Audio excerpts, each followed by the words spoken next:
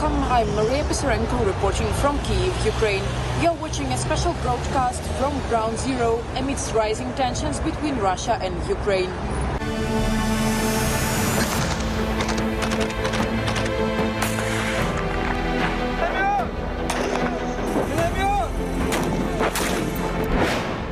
World holds breath over Ukraine.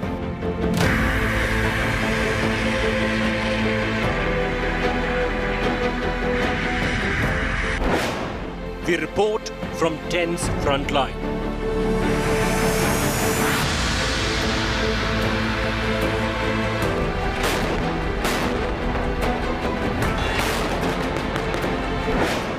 War machine rumbles, we report.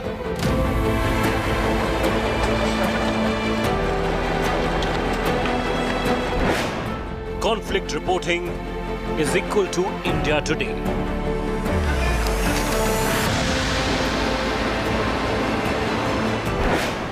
First channel anchoring from Kiev.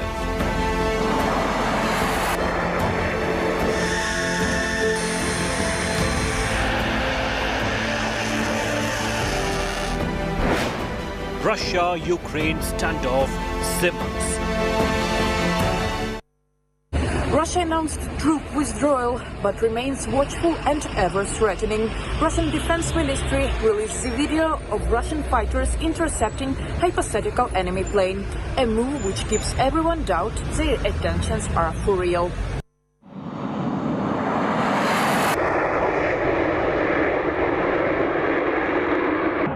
Russian fighter Su-35 intercepted a hypothetical enemy and forced it to land on the Belarusian airfield. It was part of the Russian-Belarus joint military drills, Allied Resolve.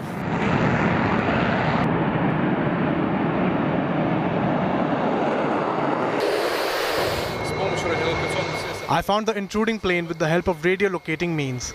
Went down, identified it visually.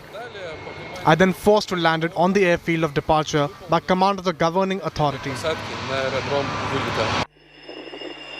These exercises entered a decisive phase last week and have another few days to go before they are finally over on 20th February. Ukrainian capital is about 75 kilometers from the location of these drills in south of Belarus border. Russia massed its troops near the Ukraine border and sent them to exercises in neighboring Belarus. The move caused tension for weeks now, but Kremlin insistently denied any possibility to launch an offensive against Ukraine. As for the observation of the continuing hysteria, of course, I wouldn't say it amuses us, but it profoundly puzzles us. The West feels entitled to dictate how we should behave, whatever we do on our territory. This is a basic lack of education. Russia and Ukraine have been locked in bitter conflict since 2014. Ukraine's Kremlin-friendly leader was driven from office by a popular uprising 8 years ago. Moscow responding by annexing Crimea and then backing a separatist insurgency in eastern Ukraine. The fighting that followed killed over 14,000 people. Young or old, Ukrainians learned their lesson well. As a person from Donetsk who survived through 2014, of course I'm concerned because of 2014. In Donetsk, a lot of people also did not believe that Russia can attack, but it attacked. It happened, as they say, the impossible became possible. That's why I absolutely take this seriously, whatever they call it, gossip or information about a possible Russian invasion, and the more seriously you take it, better it is for the state, for the authorities and for every citizen. Russia will not leave us in peace. That's why we have to be always ready for it. It did not start today, but it could tomorrow or after a month. That's why it's good it did not start, but you have to be in a state of readiness all the time. While NATO and EU have raised objections, the other ally of Russia, China, has stood by it.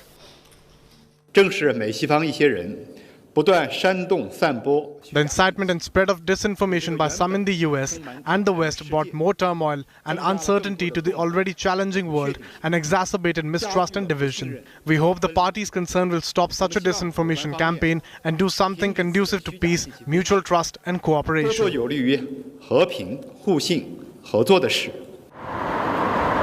A 2015 peace deal brokered by France and Germany helped halt large-scale battles in the region. But regular skirmishes continue. 2022 started with no difference in this nearly decade-long conflict. Russia released the video of troops being sent to their bases after military exercises. This happens after Russian president announced they do not want conflict and ready to resolve the issue with talks. However, NATO remains skeptical and says de-escalation on ground is yet to happen. Here is the report. The Russian Defense Ministry on Tuesday released video of what it said were some of its troops returning to base after exercises near Ukraine, leading some to hope the drums of war might be fading. But NATO said it had yet to see any evidence of a de-escalation that could avert a military conflict. Russia did not say how many units were pulling back. Its deployment of some 130,000 troops to the north, east, and south of Ukraine triggered alarms in Western capitals that a military operation could be imminent. German Chancellor Olaf Scholz met with Russian President Vladimir Putin in the Kremlin Tuesday and said the withdrawal of some Russian troops was a good sign. Courageous and responsible action is now required of everybody. One thing I want to say, for my generation, war in Europe has become unthinkable, and we must ensure it stays that way. Putin again denied his country sought conflict. По поводу хотим мы этого или нет? Конечно, нет. Do we want it or not? Of course not. Мы и выдвинули предложение, This is why we have offered our proposals to start the negotiation process, которого должно which should lead to an agreement of providing equal security for everybody, including our country. страну. But many remained skeptical. NATO Secretary General Jens Stoltenberg told reporters he wanted to see stronger signals of rapprochement. There are signs from Moscow that diplomacy should continue. This gives grounds for cautious optimism. But so far, we have not seen any sign of de-escalation on the ground. New footage on Tuesday showed continued Russian military drills, this time artillery firing in Crimea, a region seized from Ukraine in 2014. Russia's show of force near Ukraine's borders has prompted months of frantic Western diplomacy and drawn threats of severe sanctions if it invades, culminating in a crescendo of US and British warnings in recent days that this could happen at any time. Two countries at the brink of the war in the middle of Europe. Tensions between Russia and Ukraine continue. Putin claims Russia has started withdrawal of troops from the border, partially. But what led to the biggest military build-up since the Cold War? Here is more.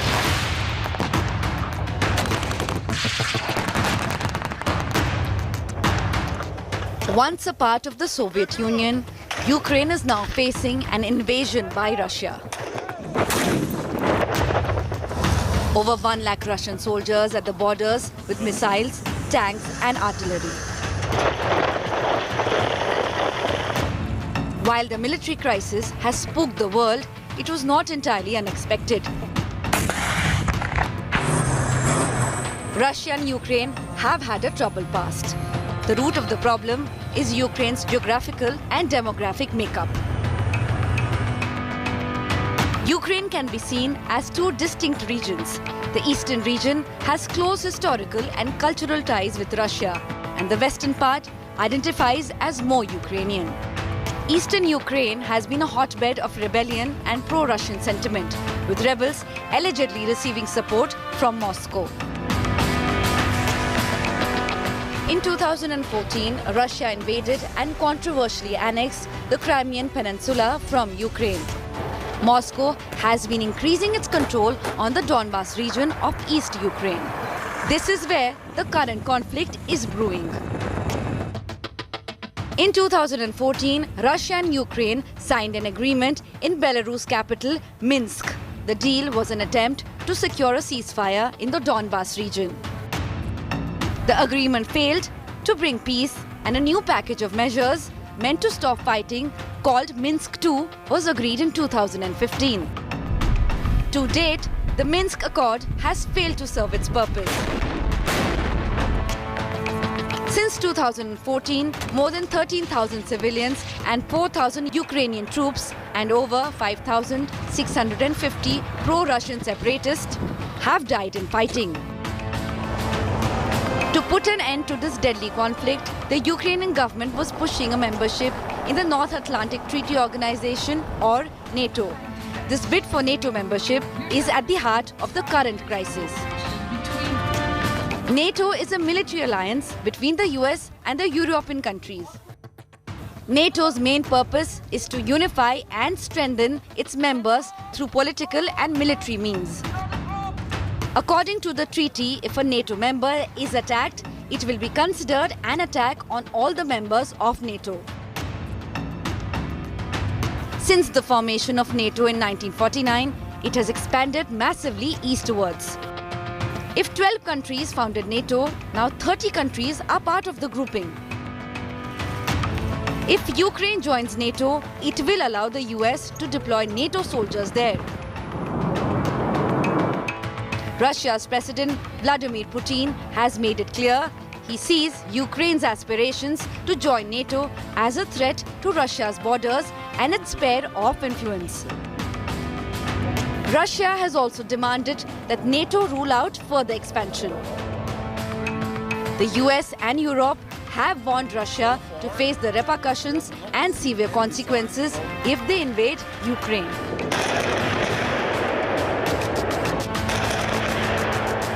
Bureau Report, India Today. Tensions continue to escalate in Ukraine as Russian troops gather at the border. From economics to geopolitics, here are 5 reasons that could have led to Putin's calculated moves. Here is the report.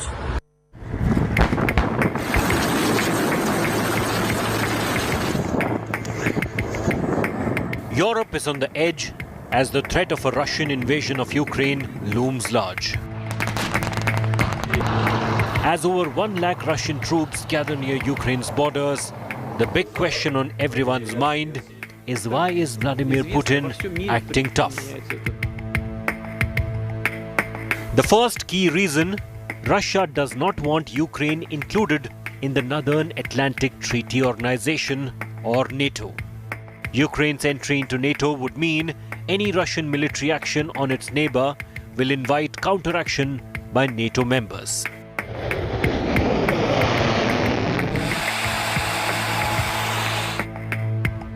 NATO's growing sphere of influence is upsetting for Russia.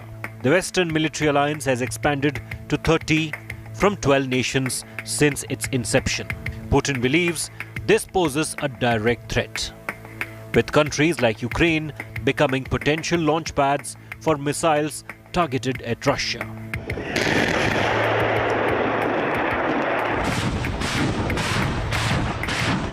According to many accounts, Putin, a former KGB spy, took the breakup of Soviet Union as a humiliation. In 1991, when the world's largest country and once superpower, Soviet Union, disintegrated, losing Ukraine was the most bitter pill to swallow for Russian nationalists.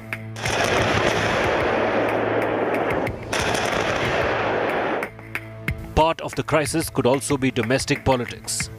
Vladimir Putin has been in power for over 20 years, either as PM or president.